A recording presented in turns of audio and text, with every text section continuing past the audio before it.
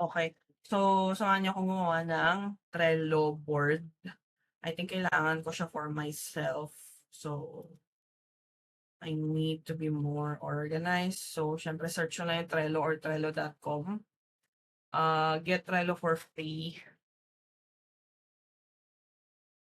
Then, email, sign up. Alam ko may account na ako dito. It looks like you already have. Okay, let's see. Meron na daw akong account.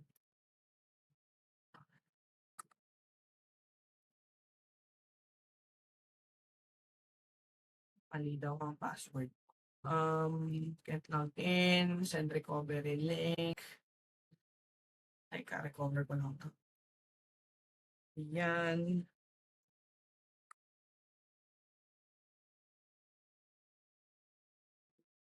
See, so real time ko 'tong ginagawa.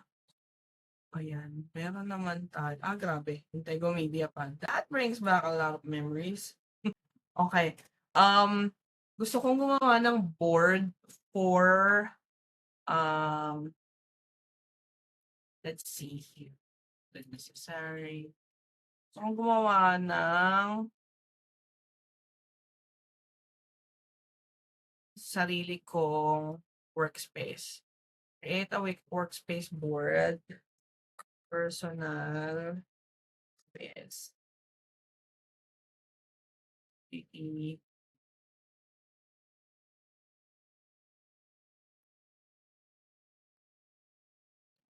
Ayan.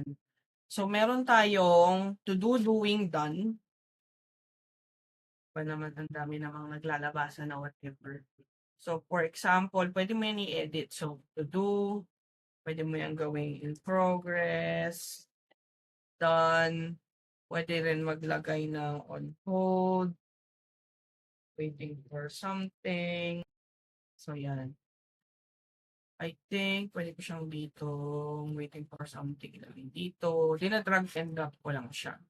So, if I want to create a new task for myself, for example, meron akong, kailangan ko ng new, ay hindi, meron akong check-up for Wednesday. So, get lab test. Meron na siya. You can also add more details. Click mo lang siya and then add dates. So, for example, Wednesday siya. Kailangan ko siya ng Wednesday. So, due date mo is April 22. Lagay natin as 2 p.m. Yan. Tapos, set due date reminder 1 day before ba, at time of due date, 2 days before. So ako, lalagay ko dyan a day before para maalala ko na kinabukasan kailangan kong magpa-lab kasi I need to do that. Tapos, lagay mo ng details. So, for example, BTC, primary clinic, tapos ano pa pang BTC Primary Clinic, lagyan ko na need to fast for at least 10 hours. Yan. Tapos save mo lang siya. Yan. Para alam ko na meron akong kailangan gawin na ganyan. Tapos, kailangan kong organize LU video. Due date, okay lang. Organize Santa Barbara videos. Marunong mag-type. Organize and upload New York videos. Yan. Tapos, in progress na to, wala pa yan. Organize and upload New York videos. Meron na yan. Wala akong marunong mag-type doon kasi personal space. Tapos, pwede akong, hindi ko alam kung allowed doon sa, anong tawag dito? Ay, shit. Bakit nasa intake ko hindi nakatayo na naman? Wait lang ako. Okay. Wala naman palang ibang may access dito. So, that's fine. That's fine, that's fine. Ay, Trello ang ating babalikan. I need to update yung workspace name kasi naiirita ako na hindi gumigya pa din siya. Reg workspace.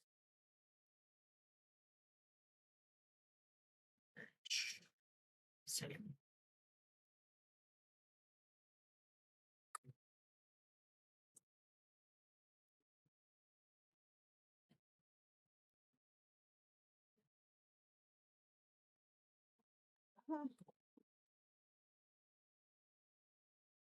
Ayan. So, yan na siya.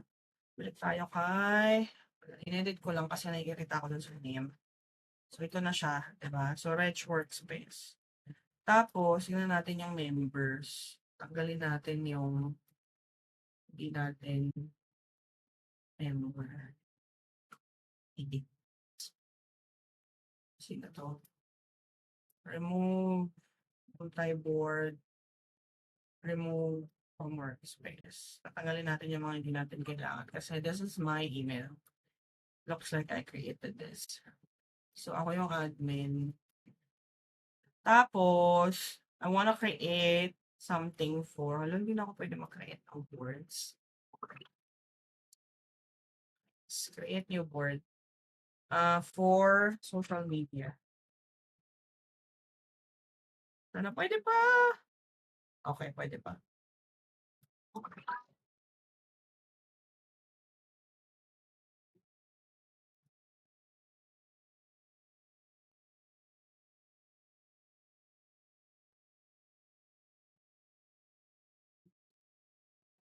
So, yan. Pwede tayong gumawa ng ideas. Ano pa ba? Need clips. Send to editor. Ano pa ba? Scheduled for posting. Posted. So, yan. Yan lang yung Trello board. So, for example, meron ako dito na Santa Barbara vlog. Tapos, LAX 2PH business vlog.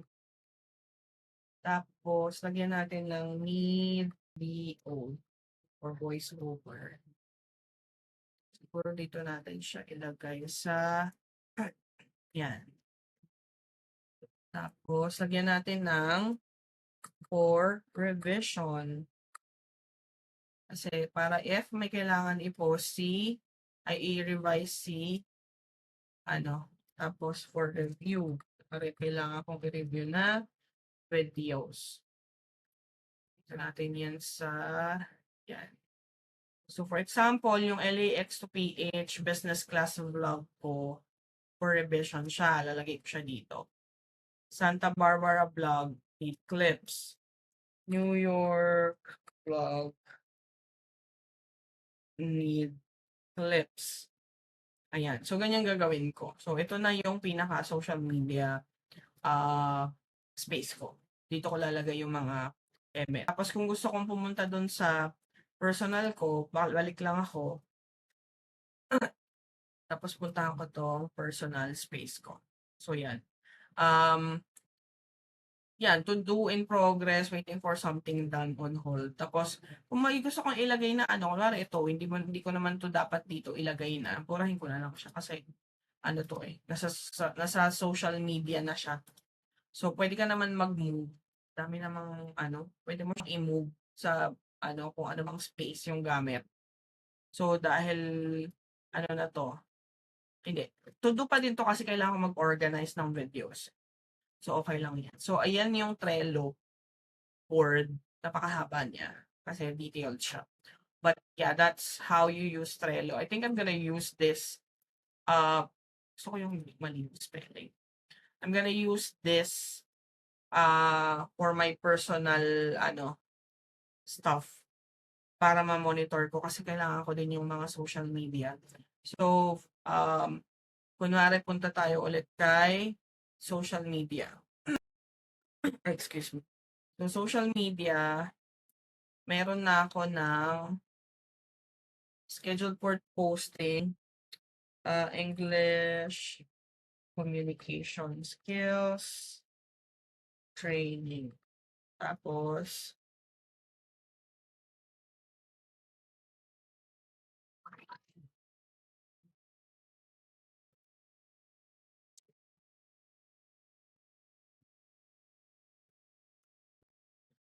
tapos, meron akong, ano pa ba yung ibang, ano ko, teka lang. Meron pa akong mga kailangan gawa ng videos. Ilalagay ko na siya dito habang, ano, para makita nyo. So, email basics, tutorial. Tapos, Google Docs, Google Sheets. Kailangan ko maglagay, kunwari kayan, need tutorial.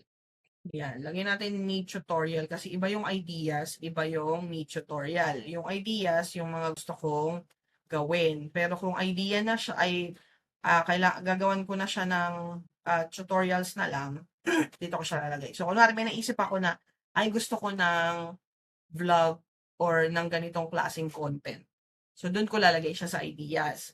Yung need tutorial, ibig sabihin yun yung mga kailangan ko nang gawin. Parang set in stone na kailangan ko siyang gawin ng tutorial. So, ang dami kong trabaho at kailangan gawing content. Click Trello. Ini-enter ko lang ha para makita nyo na ano. Asana, dami na ba yan? Monday.com. Tapos, file storage. Ay, dapat pala Google Drive to. Kasi, gusto kong bigyan kayo ng idea sa lahat ng mga bagay na dapat yung gamitin. Dropbox na Slack, Discord, Teams. Wala akong Teams na account eh. Video call, Zoom. Ang dami kong dapat gawin. Yun lang naman yung gusto kong sabihin. Password management. LastPass. One password. Ano ba? Pag in-enter nyo siya, mag-ano na siya. Gmail, Outlook, wala rin akong account. So, let's see. Notion. Tapos, tong Trello, kailangan ko na lang siyang i-review. Itong video na to. Kasi gumawa na ako ng Trello.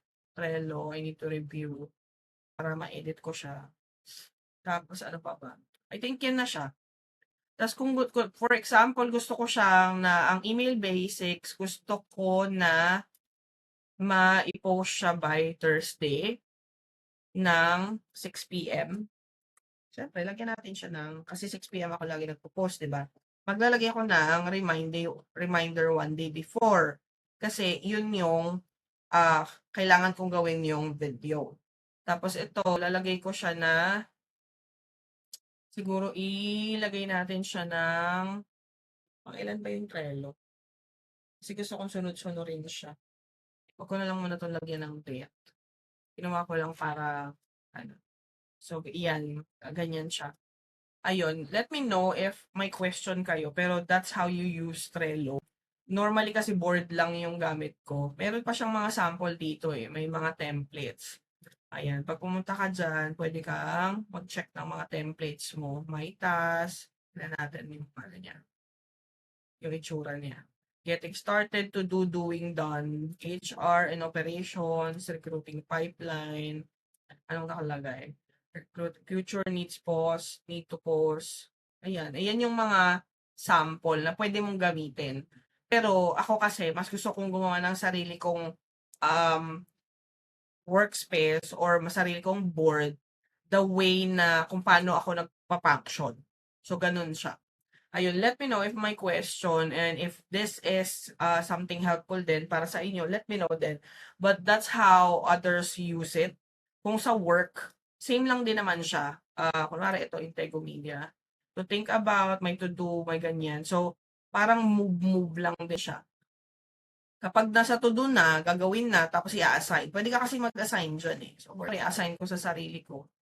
Ayan. Kung may ibang work, kunwari ikaw, employee ka, ma-assign yan sa'yo. 'Di ba? Makikita mo yung mga naka-assign sa'yo.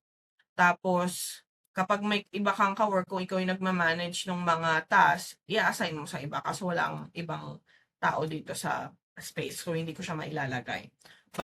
Ito, kunwari, for revision ni editor, lalagay ko dito yung si editor ko, itatag ko siya dito. Para alam ko. Tapos kapag, kunwari, tapos na niyang i-revise, ililipat niya yan dito sa for review. Kasi yung mga for review, ako yung gagawa, so dapat sa akin siya naka-assign. Or, matic na yung for review, sa akin naka-assign. Ganon siya. So, i-review ko yan lahat.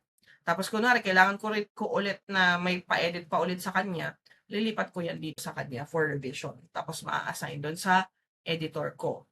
Tapos kapag kunwari meron na ako na review ko, kailangan ko nang ipa-edit dun sa editor, send to editor ko siya. Again, kapag scheduled for posting na siya, pwede ko siyang i-move lang. Ganyan yung purpose ni Trello. Okay? Let me know pag may question. Ang haba na pala nito. But yeah, at least sinimulan natin siya from the start until nakapagbuo tayo ng kung ano kailangan natin gawin. May planner pa sa dito. Pero naka-free trial lang tayo. So medyo limited yung mga kaya natin gawin. Okay. Meron kayong question, meron kayong if this is helpful, let me know. If may kailangan explain more, let me know. So yun. Thank you everyone.